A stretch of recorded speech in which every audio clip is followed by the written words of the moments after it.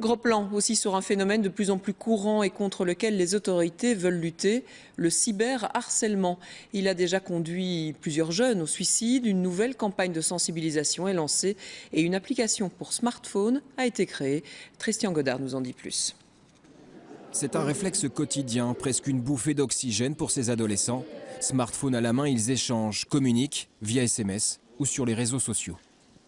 Je regarde mes messages. Puis ensuite, je vais sur Facebook et sur Ask. C'est quelque chose que tu fais tout le temps, peu importe le moment de la journée? Tous les jours, régulièrement. Parce que dès que j'ai une notification ou quoi, ça se met sur mon téléphone et donc je l'ouvre et je regarde ce qui se passe. Les jeunes y partagent un peu de leur vie, s'y amusent, s'aiment ou s'y détestent.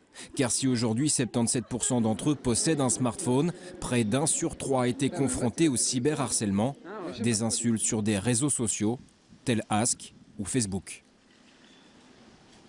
Quelle phrase, quel mot t'as déjà eu te concernant?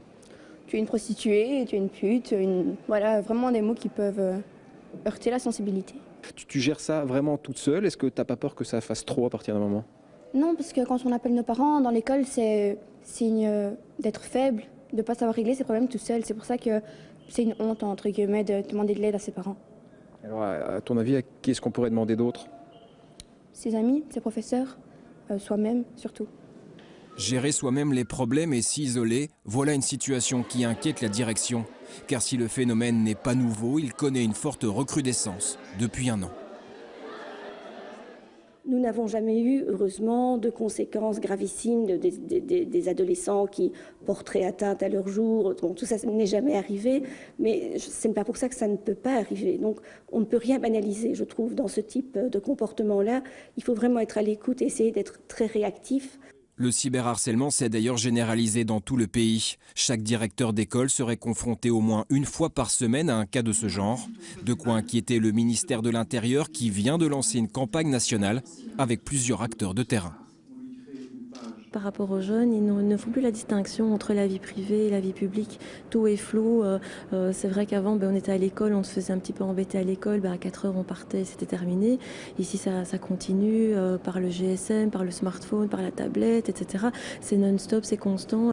Des insultes virtuelles par milliers, échangées à chaque instant, qui peuvent pourtant aller bien plus loin qu'un simple écran de smartphone. On peut aller jusqu'aux poursuites, effectivement. On peut aller jusqu'à un dossier qui sera ouvert et transmis aux autorités judiciaires. Et là, le magistrat peut aller très loin dans l'enquête et faire en sorte, par exemple, que l'auteur soit entendu, voire perquisitionné pour la saisie de son matériel. Et on peut aboutir à, effectivement, des sanctions qui, dans des cas qui ont été connus, qui me sont revenus plus exactement au terme de dossiers qu'on avait traités, ont par exemple consisté en des travaux d'intérêt général. Une application d'aide a même été créée par des étudiants francophones. Le but, orienter le jeune en difficulté vers les bonnes structures, mais surtout, l'aider à réagir avant qu'il ne soit trop tard. Stop Cyber Hate.